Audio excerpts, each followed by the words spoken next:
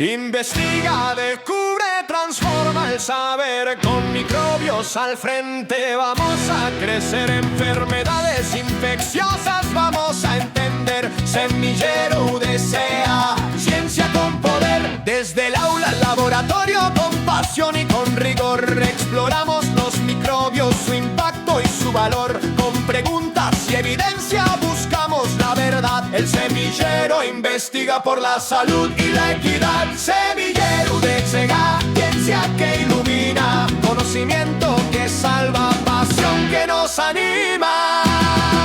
Muy buenos días para todos nuestros espectadores de Microbios al Aire. Nuevamente los acompaña su anfitrión Román Ferrer en la emisora Voces UTCA, desde la Universidad de Ciencias Aplicadas y Ambientales UDC. Hoy en día hay que tener en cuenta que las infecciones tienen unos agentes etiológicos, y esos agentes etiológicos se desarrollan en el medio ambiente donde nosotros estamos inmersos. Y hoy Microbios al Aire tiene un invitado muy especial, un invitado diferente a los que normalmente hemos venido, con los que normalmente hemos venido trabajando y hemos estado acá proporcionándole información valiosa. Hoy nos acompaña el médico veterinario, inmunólogo veterinario, Daniel Martínez. Bienvenido, Daniel. ¿Cómo estás? Muchas gracias, doctor, por la invitación. Muy buenos días para nuestros oyentes de Voces UTCA.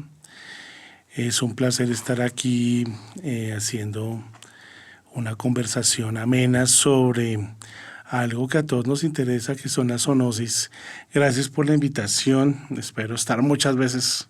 Claro que sí. Acá conversando, hablando de temas interesantes. Hay muchas cosas que la medicina y la medicina veterinaria tienen por conversar. Es más, yo siempre he pensado que en todos los hospitales va a llegar un momento en que tengamos un veterinario en el hospital colaborando. Sí, no es nada descabellado pensarlo, dado que pues nuestra existencia como tal, dentro de nuestros pilares existenciales, está asociado a la interacción con otras especies, interacción con animales, ¿sí? Y más allá de ello, lo que hemos venido también hablando y conversando constantemente, hay un universo invisible que también tenemos que contemplar, porque están ahí, no los vemos, pero ahí están, y son los microorganismos, ¿sí? Exactamente. Entonces, pero esos microorganismos, cuando están en contacto con el ser humano, que es lo que cotidianamente nosotros llamamos que es una infección, ¿sí? Muchas de ellas nacen, crecen, se reproducen, ¿sí? Infectan a través de ciertos vehículos, que es el tema a tratar el día de hoy, que es la zoonosis, ¿sí? Sí. Y la zoonosis hace parte del 60 o el 70% en nuestro medio de causas de infección en seres humanos. Y se da por situaciones muy cotidianas, como es la ingesta de un alimento, el cuidado de una mascota, ¿sí? Un espacio de esparcimiento en un sitio húmedo de nuestras vacaciones o en un fin de semana de descanso, ¿sí? Sí, o animales que están alrededor del medio ambiente, como los ratones, por ejemplo.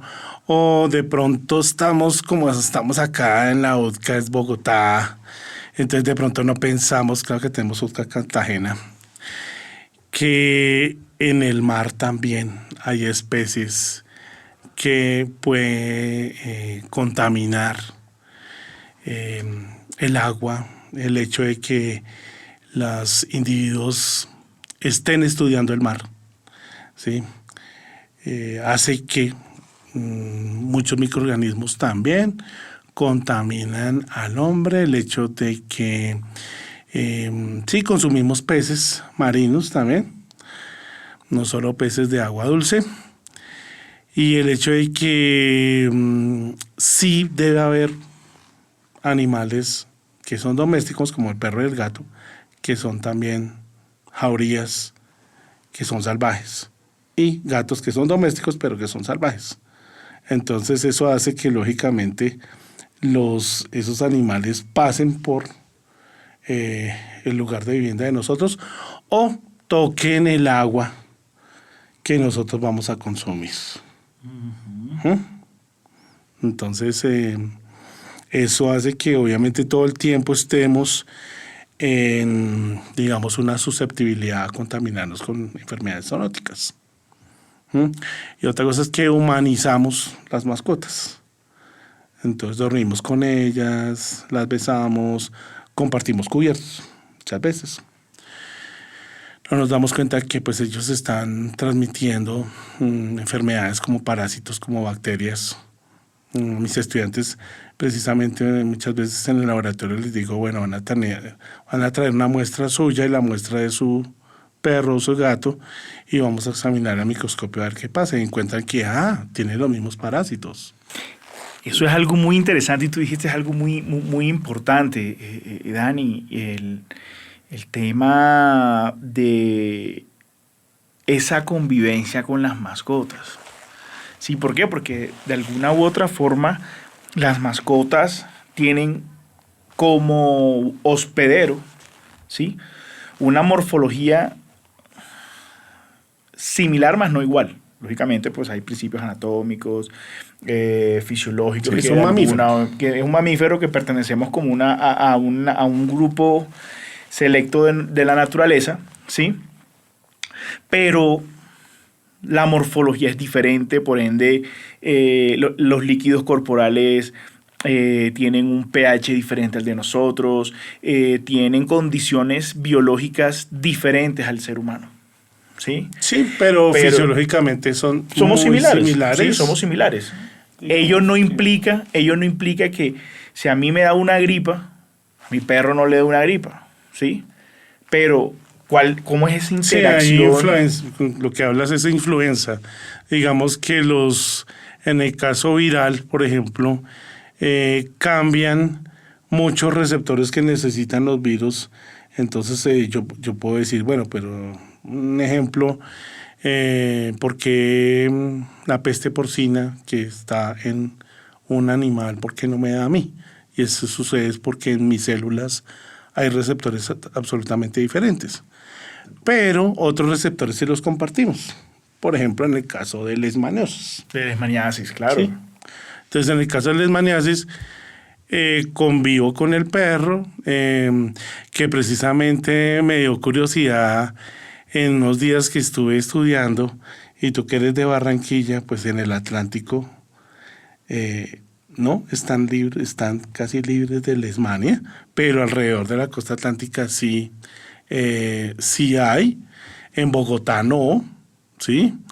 Entonces, digamos, hay unos lugares endémicos, ¿sí?, que son más cálidos que Bogotá, lógicamente, por la altura. Pero me llamó la atención, oye, pero ¿por qué en el Atlántico no lo reportan como un lugar endémico? No lo reportan si es caliente. Sucede que mucha de la población que está en Córdoba, Sucre, Bolívar, sí está contaminada. Y uno de los contaminantes es el perro. El perro, pues, ya sabemos que hay leishmania cutánea, visceral, ¿sí? Y se le han sumado otros órganos, mucosas, que es ya la fase crónica. Que es la de nariz y boca. Sí, nariz y boca, sí. Y sabemos que nosotros convivimos, tocamos los perros y los médicos veterinarios también están en contacto con esos perros enfermos. ¿Sí? lo que hace la susceptibilidad a que nos contaminemos con leishmania. Pero el vector es una mosquita que se llama Lutzomia, que es la mosca de la arena. Entonces, en ese lugar donde es endémico está la mosquita. Se necesita el mosquito para que nos contaminemos. O sea, ¿qué pasa? Mi perro tiene leishmania, ¿sí? Es picado por la mosquita y nos pica a nosotros, ¿sí? Había lugares más... Antes, digamos que la leishmania... hubo un tiempo que se mataron perros para suponer que íbamos a erradicar la leishmania, ¿sí? Hace 30, 40 años. Mataban perros que veían con leishmania, perros que lo mataban. Inclusive en Córdoba se llegaron a matar hasta 300 perros en una época para quitar leishmania. Y pues no. Digamos que el historial también viene desde España, que se vino desde el mar Cantábrico hacia acá, ¿sí? En la traída de barcos.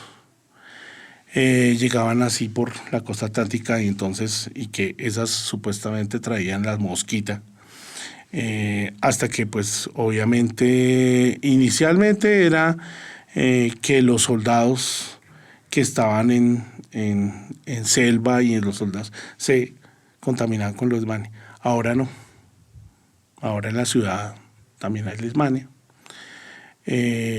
No ha sido posible tener una vacuna eficiente, ¿sí?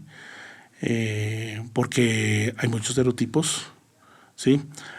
Uno se pregunta por qué hay una cutánea y por qué hay una visceral. Entonces, muchas veces el parásito coge de un lado y hace al otro. Y pues lo que se ha estudiado es que los receptores de los queratinocitos son diferentes a los receptores que hay en toda la parte visceral. Te hago una pregunta. La leishmania sabemos que es transmitida a los seres humanos, sí, a través de la mosca de arena, inoculando la piel, ¿sí? Pero si yo tengo a mi perro y mi perro tiene leishmania, ¿cómo sería el mecanismo de contagio de mi perro hacia mí? Dado que por lo menos él no me está inoculando. No, pero sí se necesita el mosquito. Uh-huh. Si el perro tiene leishmania es porque en esa zona está el mosquito, está la mosca de la arena. Sí se necesita el mosquito. Digamos que a menos que yo tuviera una herida abierta, ¿sí? Uh-huh. En una herida abierta y hubiera una leishmania visceral de pronto, pero no ha sido, digamos, en lo que he leído en la literatura, no ha sido comprobado que si yo toco mi perro, ¿sí? Que no creo, sí, que, o sea, no, bueno, supongamos que con solo el contacto se pasará no, se necesita la inoculación. Y donde yo tengo un perro con leishmania, pues obviamente está la mosquita. Ahí está en mi casa. Uh-huh. Sí, entonces sí se necesita el vector. Ah, bueno, pero por contacto directo... no, a menos que yo comiera vísceras, sí, pero contacto directo, pues no he visto que tuviera lo que pasa con Brucela, que sí tengo una herida abierta, ahí sí. Mi perro, que eso es otra zoonosis. O por orina, heces, defecaciones, putos, se me pasara. No, en el caso de el parásito sí se necesita un vector. Sí, y es importante tenerlo en cuenta porque son situaciones cotidianas. Sí, claro. Y muy seguramente una persona lo puede hacer, puede, digamos, está con su perro y su perro llega y en una herida pues lame, porque esa es su manera de explorar el mundo, es su manera de explorar su entorno. Y nos lame a nosotros. Nos lame a nosotros, ¿sí? Sí. Entonces es importante también saber que la interacción con las especies, si no se hace adecuadamente. Sí, a menos que tuviera una herida abierta y yo estuviera sobando las heridas del perro. ¿Sí? Pero en realidad en lo que hemos mirado en la literatura es que sí se necesita el vector. Lo que no pasa con otra zoonosis, por ejemplo, como leptospira. ¿Sí? La leptospira sí es una bacteria. Una bacteria Es una espiroqueta. que prácticamente la podemos consumir o la podemos ingerir, ¿sí? En alimentos mal preparados, en alimentos maltratados, ¿sí? Que de alguna u otra forma, pues, ese proceso de cocina, por decirlo así, que no es adecuado, pues también nos puede generar. Lo que pasa es que la leptospira tiene otro mecanismo, y es que ella es una espiroqueta que puede entrar directamente por los poros de la piel.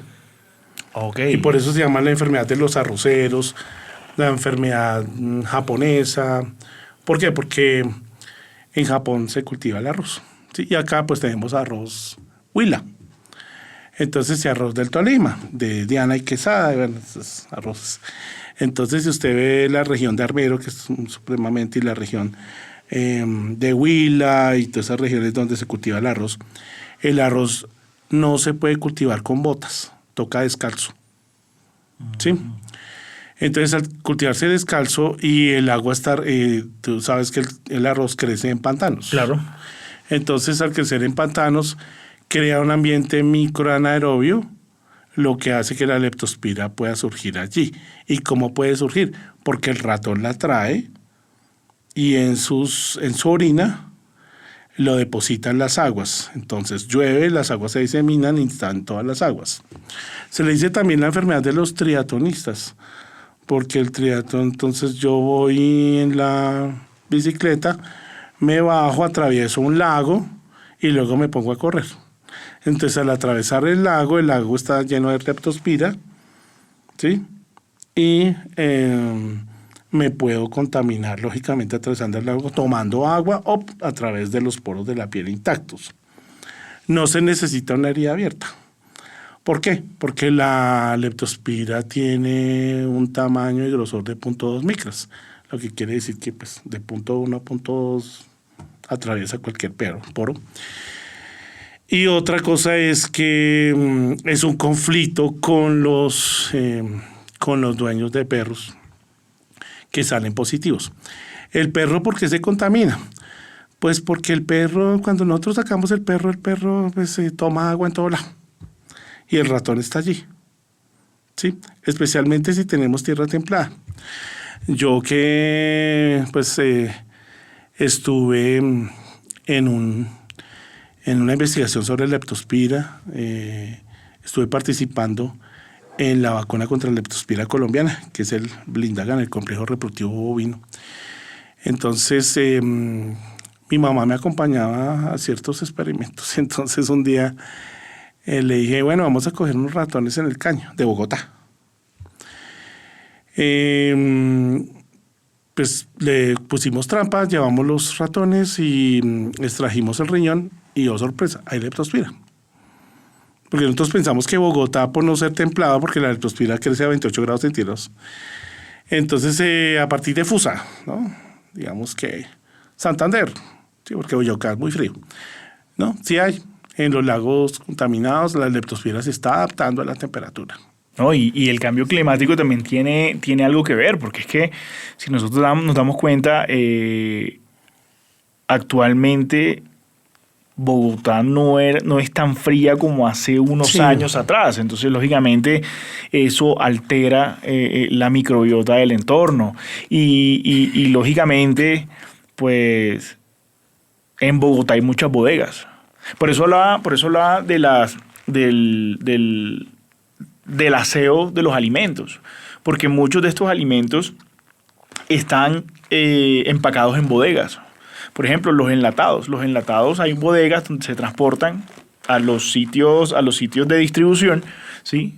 Uno compra el producto, se lo lleva para la casa y resulta, oh sorpresa, pues puedes tener una... Lo que pasa es que la ley ya dice que los alimentos que vengan enlatados, como la famosa cerveza, o latas de atún, sardinas, latas, sí, los enlatados, por ejemplo, vienen antes los enlatados no venían con un plástico que ahora viene que lo recubre.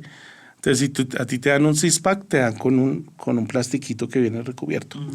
Ese plástico evita que los ratones empiecen a defecar y orinar encima de las tapas. Entonces, cuando se orinaban y defecaban encima de las tapas, uno tenía contacto con la boca y ahí se contaminaba con leptospira, ¿sí?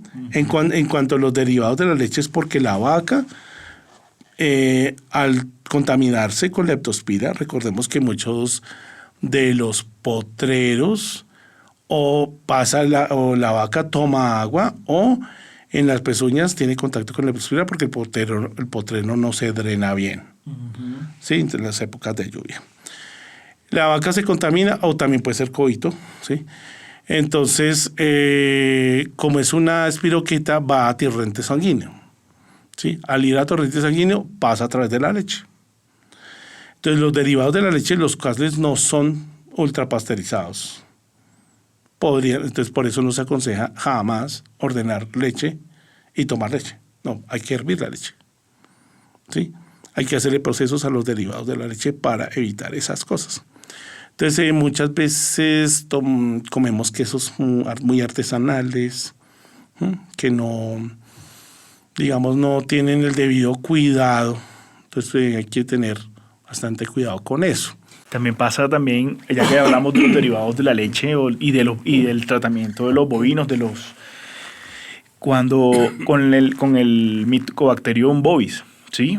Que también, pues, el vector o la zoonosis como tal es la vaca. Sí, eso es lo que creemos. Digamos que nosotros conocemos el Mycobacterium bovis y el Mycobacterium avium paratuberculoso, que produce la paratuberculosis en bovinos, pero también en cabras, también en ovejas. Nosotros consumimos cordero y consumimos cabra, especialmente cabrito en las tierras de Guajira y Santander. Santander, claro. Sí. Que son comidas muy artesanales. Y que obviamente se transmite por consumo de carnes contaminadas, ¿sí? Pero existen otros Mycobacterium que no tenemos en cuenta. De pronto los Mycobacterium marinum, ¿sí? Que también puede haber en peces marinos. Los penipedis, que están en focas, hay consumo de foca en otras regiones, no en Colombia, pero de pronto sí en otras regiones del mundo. Se supone que, digamos, la tuberculosis antes no era tan diseminada. Está la lepra murina y la lepra felina, que es como el que menos, porque no consumimos ratón ni perro, pero otros animales sí se consumen el ratón. Y ni perro no, ni gato. Porque el gato se come al ratón. Y entonces hay lepra, el Mycobacterium leprae. En Bogotá hay institutos de lepra. Y eso tiene relación mucho con el consumo de armadillo. El armadillo tiene una característica y es que no tiene esa capa grasa que tenemos nosotros. Entonces, él puede vivir a una temperatura entre 32 y 35 grados centígrados. ¿Dónde se come armadillo aquí en Colombia? Se come pues acá en Bogotá hay ya restaurantes donde se come lapa y armadillo. La lapa, si es mamífera, vive a 37 grados centígrados, pero el armadillo, el hecho de que tenga esa temperatura, ¿sí? Que el armadillo, nosotros en el Meta, ¿sí? En Caquetá, que es donde está el armadillo, si lo consumimos, digamos que es muy típico del llano ir a comer pues armadillo, ¿sí? Y que por eso pues se ha tratado de evitar la caza porque se está extinguiendo los armadillos, porque los consumimos mucho. Y el armadillo obviamente que estamos consumiendo es la carne, más no vemos el proceso de faenado ni las vísceras. Quienes, los cocineros o los chefs que están haciendo eso, desechan las vísceras y pues de pronto no se dan cuenta que el armadillo pues tiene la lepra, el Mycobacterium leprae. Y curiosamente nosotros en las zonas donde es más frío el cuerpo, la nariz, las orejas, los dedos, es donde más nos puede dar lepra. Porque esta es una temperatura menor a la que, inclusive los testículos, a la que tiene mi cabeza. O sea, la nariz y las orejas están menos calientes y los dedos menos calientes que el resto del cuerpo, o las vísceras, ¿sí? Entonces yo en las vísceras, pues la temperatura no es tan óptima, ¿sí? Entonces hay otros micobacterios. Nosotros pensamos que solamente tenemos monos, chimpancés. Los chimpancés transmiten una cantidad de zoonosis y hacen parte de nuestra Colombia. Amazonas, Chocó, Costa Atlántica tiene pues chimpancés, tiene micos, o sea, hablando de primates, ¿no? Los primates también pueden transmitir la tuberculosis. Puedo estar en contacto con ellos en los zoológicos, especialmente, o sitios, por ejemplo, yo he ido a parques temáticos donde voy en un buggy y el buggy se detiene y enseguida bajan todos los monos a que uno les dé pues, cacahuates o algo de comida, ¿sí? Y para tomarse la foto. Lo mismo pasa en Amazonas o en Chocó, ¿sí? Entonces, en ese momento puedo tener contacto con un animal que tiene esputos, ¿sí? Que tiene respiración, ¿sí? Entonces, el manejo en zoológicos de muchas cosas que de pronto no tiene controladas puede ser vector de trabajadores o de médicos veterinarios que están trabajando con esos animales. Animales silvestres. Sí, con animales silvestres. Entonces, la tuberculosis falta más, en todas las, digamos, las ramas de la zoonosis nos falta más estudio epidemiológico. No tenemos en realidad casos de reportados más minuciosamente, ¿no? Entonces, Sí. Y falta como una relación más cercana entre los médicos veterinarios y los médicos cirujanos de humanos para decirnos, bueno, nos vamos a poner de acuerdo en mirar qué animales no pueden convivir contaminados en mi hogar. Si yo tengo un perro con leishmania, ¿puede estar conmigo? Si yo tengo vacas con tuberculosis, tú sabes que las vacas con tuberculosis, pues el pulmón es el que se ataca principalmente. Entonces empieza algunos nódulos de granulomas en pulmón, pero no los estoy reconociendo inicialmente. Pero la vaca sí emite esputos. No, y Sí. más allá de eso, que muchas zonas en Colombia comen pulmón de vaca, que es lo que conocemos como el bofe.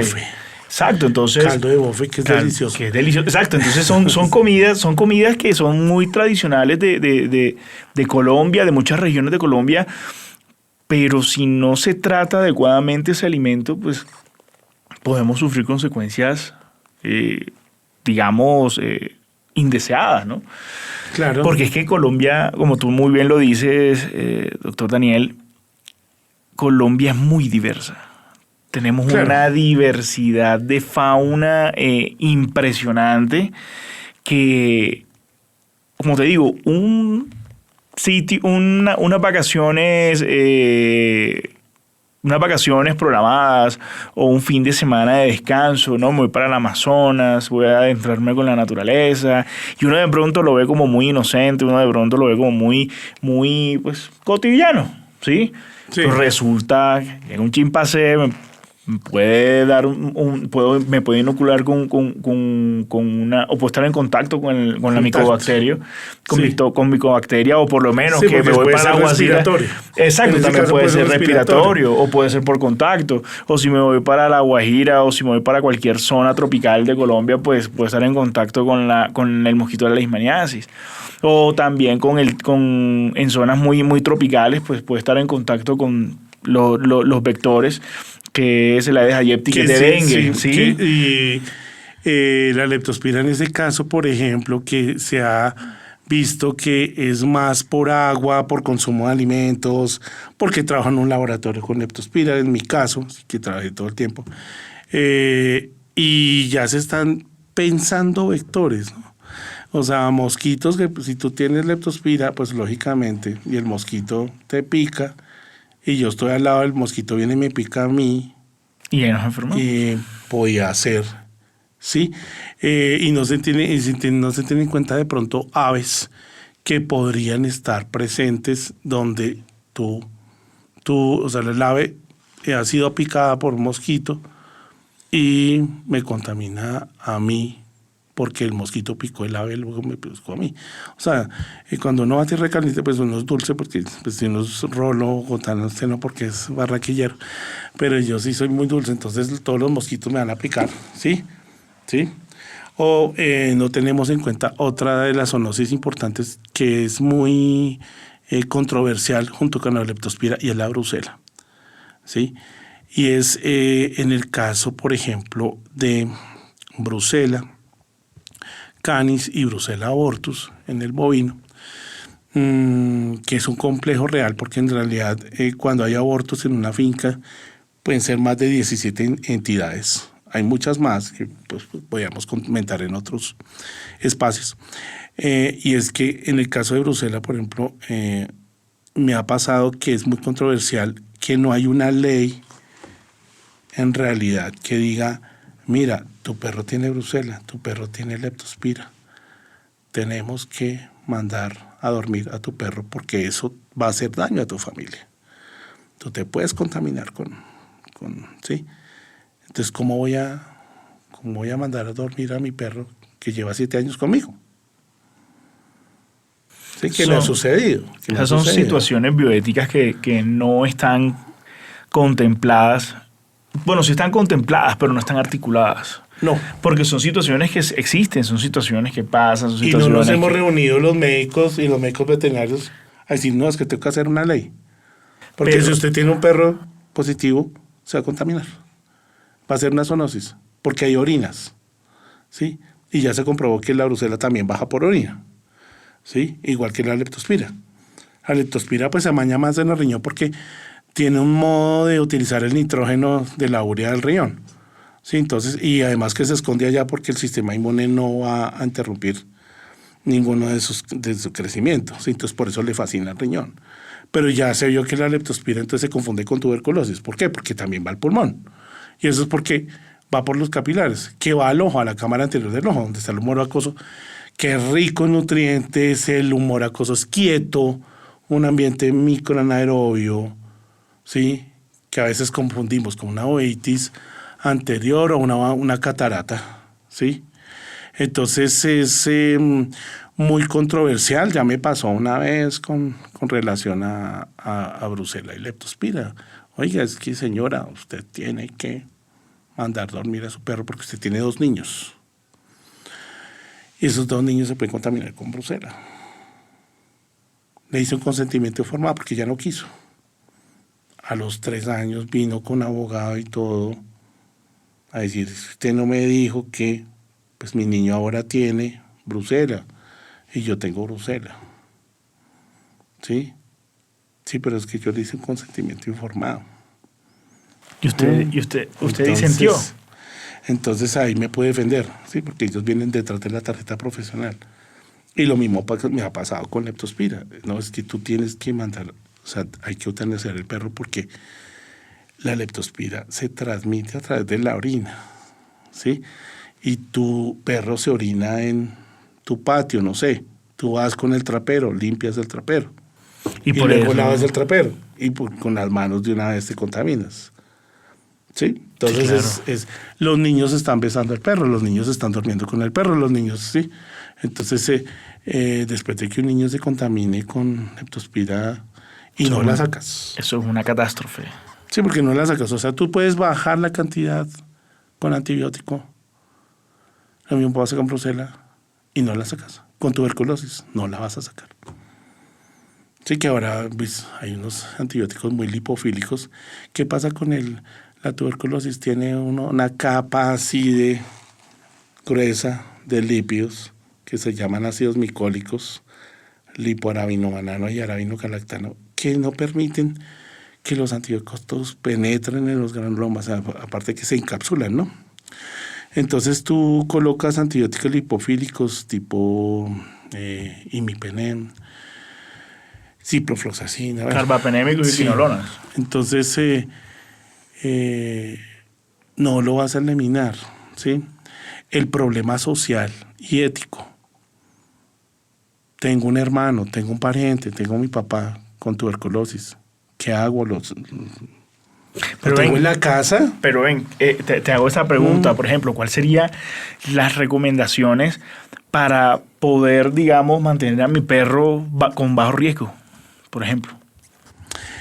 En las zonas endémicas es muy difícil porque lo único que haces es control de mosquitos, pero aún así no vas a evitar. Sí, porque hay otras situaciones, ¿sí? que una cosa que sí yo sí diría es que es muy difícil, porque es que si yo voy a ir a arrear ganado, es que nosotros como que pensamos solo Bogotá, y es mentira. Esa no es la realidad. Claro. No es la realidad colombiana. Si yo voy a arrear ganado, el perro se va detrás y va a pasar los riachuelos y va a tomar agua. Y eso es imposible. El perro está en la finca. Va a estar en contacto con la leptospira, va a estar en contacto con la brucela, va a estar en contacto con, pues, sí. El perro, en realidad, a veces nosotros como veterinarios no tenemos esa visión, que el perro que está ahí es el problema. Es el que está pasándole las enfermedades a todo el ganado. Y yo estoy solo examinando el ganado. ¿Sí? El problema ética tan listo. Digamos que mando a dormir a mi perro, pero ¿cómo mando a dormir a mi hijo? ¿Sí? Que se contaminó con brucela, que se contaminó con leptospira. Lo complicado de el manejo de la comida, lo complicado de tener un pariente con tuberculosis. Que te decía, ¿qué hago con mi papá? Voy a vivir, él está tosiendo todo el tiempo, ¿sí? Y yo aquí al lado, sí, muchas veces pues esas personas tocan aislarlas en un hospital. El enfermero que las trata. Con el 95, que sí. Hay que cumplir los protocolos de bioseguridad para poder estar en contacto, pero digamos que eso es un tema un tema de mucho estudio y hay que tener en cuenta, y es que este es un concepto que se debe empezar a contemplar porque el ecosistema tiene una sola salud, el One Health. En realidad, bien, nosotros los veterinarios trabajamos para la salud humana. Sí, claro, o sea, es que todo... La carne, todo. Claro, es que entonces todo, yo diría que, todo está relacionado, tú me todo dices, está enlazado. ¿qué recomendación? Hay que decomisar. En el faenado, en frigoríficos, existen los médicos veterinarios que decomisan ese tipo de piezas. ¿Sí? Los positivos, pues esa carne no se debería consumir. ¿Hay corrupción con respecto a esa carne? Sí existe. Sí existe. Puede que sí, puede que no. Sí, pero de todas sí maneras, sabemos, pero de todas maneras uno no sabe. Por ejemplo, ¿dónde estás? Si yo estoy en una vereda, río abajo, en una misión médica, ¿sí? Pues lógicamente los controles de calidad van a ser diferentes a los de la ciudad, ¿sí? Todas esas personas nativas tendrán una... Por ejemplo, esa es una de las cosas claro. que yo quisiera que... ojalá volvieran los rurales para los médicos, porque hay tanta gente que necesita. A nosotros antes sí teníamos rural. Médico veterinario se iba al campo. Sí, yo me fui hasta Puerto Boyacá y estábamos allá un año, allá dándole a la comunidad. ¿Sí? Ahora no es tan obligatorio para los médicos humanos cuando se gradúan y pueden elegir eso, pero no es tan obligatorio. Entonces un médico que ha estado todo el tiempo en Bogotá y se va para la costa, se va para Chocó. Claro, es una zona endémica en donde le cambia totalmente la comida y donde vive hay moscos y cambia un poco de cosas, ¿no? Cambia su entorno. Por eso es que el entorno tiene que estar muy ligado el estudio del entorno tiene que estar muy ligado a todas esas líneas que interactúan esas líneas económicas que interactúan entre sí. En este caso, pues el entorno tiene un principio biológico que no podemos ignorar, ¿sí? Y que es analizado desde muchos aspectos: el estudio de los suelos, el estudio del clima, el estudio de las especies, ¿sí? El estudio del ser humano. Todas esas corrientes que hacen parte de una sola salud es lo que conforma el entorno que nos tenemos que articular. ¿Por qué? Porque mira, algo tan simple: a mí me llega una mascota infectada, ¿sí? Pero tengo un núcleo familiar, ¿qué voy a hacer? No, ¿qué le estoy dando de comer a mi perro? No, lo que pasa es que compré allá al lado del río una carne que me estaban vendiendo, un pescado que me estaban vendiendo 3 veces más barato, ¿sí?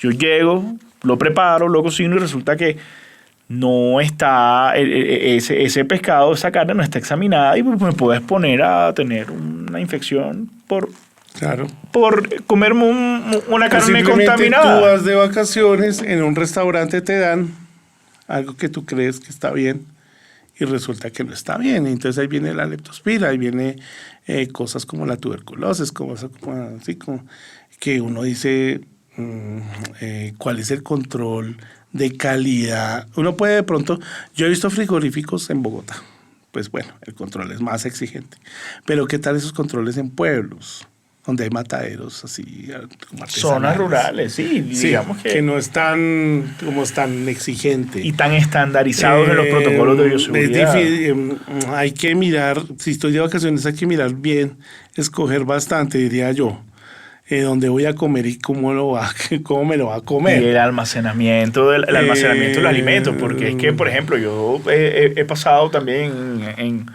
digamos, restaurantes de cadena y todo, y no, que yo quiero una galleta y veo una rata caminando por ahí. Entonces es muy, sí. todo eso es posible, todo eso se ve. Uy, eso se ve. Tengo compañeros en salud pública y van y visitan restaurantes y no pasan a los restaurantes, mucho ratón. O sea, esa película del ratoncito que cocina, no, eso no está bien. eso es una historia, pero eso no es el deber ser. Dani, muchas gracias por acompañarnos en este segmento, la verdad. Mucho gusto. Nos diste poquito el tiempo. Nos diste una información muy importante. Hay que culturizarnos también para poder evitar y mitigar esos riesgos. Eres un profesional muy ilustre, te conozco hace mucho tiempo, tienes mucho conocimiento y muchas gracias por brindarnos esta información que, como lo dije inicialmente, es una información que nosotros ignoramos, pero impacta en nuestro quehacer diario. Lo hacemos todos los días. En realidad, a mí me gustaría que los médicos estuvieran un poco más conscientes de la zoonosis, que conversaran un poco más con los médicos veterinarios, que se dan cuenta que existen muchas enfermedades y que son de difícil diagnóstico. Cuando se llega a la práctica clínica en un hospital, el médico ignora muchas enfermedades de medicina veterinaria. Sí, entonces, por eso ahí debe haber un anclaje, ¿sí? Porque muchas veces no se sabe sobre la zoonosis o ignoran muchas veces síntomas o signos que podían indicar hacia un diagnóstico diferencial. Incluso también, por lo menos, cosas muy triviales, ¿no? Lo que pasa es que mi esposa está embarazada. Bueno, ¿y quién vive acá? No, vivimos con un gato y tú ves las heces del gato ahí en la esquina, alguna cosa, la señora embarazada, pues el toxoplasma, ¿sí? Uh-huh. Entonces son cosas que uno tenemos que concientizarnos, culturizarnos de que la interacción de las especies debe estar regulada por esa sencilla situación. Campañas de concientización, educar al campesino, educar al que de pronto no tiene esa oportunidad. Entonces, en los pueblos, en las regiones rurales, falta bastante educación sobre los temas que estamos tratando acá. Saber que la cocción del alimento no puede ser 2/4, es mejor que esté bien asada la carne. Es importante concientizar de que la leche tiene que estar hervida. Los quesos tienen que tener un tratamiento de conservantes para evitar que pueda haber una contaminación. Saber en las regiones donde hay aguas contaminadas. Tenemos un río Bogotá y río Magdalena, que eso es, imagínate, el recorrido del río Bogotá y río Magdalena, cuántas cosas, pues obviamente Bogotá, no arrastra pues leptospira, toda la que quiera, todos los ratones, y todas las contaminaciones. Y un sinfín de microorganismos que pueden ser letales y nocivos. Mosquitos. Sí, porque zona húmeda, zona pantanosa, manglar, todo eso. Gente que se baña allí con esas aguas. Yo he visto que filtran simplemente con un sedazo el agua y ya. Hervir el agua, los alimentos, cuidado con los alimentos. Saber concientizar a la gente que si los animales tienen la enfermedad, pues es mejor no estar con ese animal. ¿Sí? Viene una parte muy difícil, es cuando tengo parientes contaminados. Ahí ya se pone la cosa muy complicada. Si tengo un pariente con leptospira que pues está eliminando leptospira en la orina y está en el mismo baño donde yo voy. ¿Sí? Por Dios. Sí, o Bruselas. Total. O si tengo mi esposa, mi esposo se contaminó de tuberculosis y está tosiendo. ¿Qué puedo hacer? ¿Qué hago? Hay mucho por conversar. ¿Sí? Mucho por conversar. La comida que yo hago, sí puede estar en la casa, lo tengo que echar de la casa. Sí, es que son muchas cosas. Se nos viene encima muchas cosas complicadas cuando se trata, digamos que inclusive, o sea, el animal que me acompañó toda la vida, me tengo que deshacer de él. ¿Por qué me tengo que deshacer de él? Él tiene menos derecho que yo porque ahora tiene leptospira. Todo eso hay que considerar. Sí. Daniel, muchísimas gracias por tu compañía. No, con mucho gusto. Gracias por acompañarnos. Y bueno, aquí desde Voces UTCA, en este episodio de Microbios al Aire, la importancia de mantener todas estas normas de bioseguridad para una interacción sana con nuestras mascotas y las especies que giran en nuestro entorno. Sí. Y tener un entorno sano, un entorno seguro, o hacerlo lo más seguro posible para poder mitigar todos estos riesgos. Desde Voces UTCA les enviamos un abrazo muy grande. Muchas gracias por acompañarnos. Cuídense mucho. Gracias. Gracias. Un saludo muy especial a toda la comunidad académica de la Universidad de Ciencias Aplicadas y Ambientales. Querida comunidad universitaria de la UDCA. Los acompañaremos el día de hoy con este gran... Estamos aquí transmitiendo... Bienvenidos a una nueva edición de Voces UDCA. Gracias, queridos oyentes. Nos escuchamos en una próxima ocasión. Muy buenos días a todos los oyentes de Voces de la UTCA. Bueno, y eso es todo por el episodio de hoy. Gracias por escuchar. Los invitamos a seguir conectados con nuestras historias que inspiran. Hasta la próxima.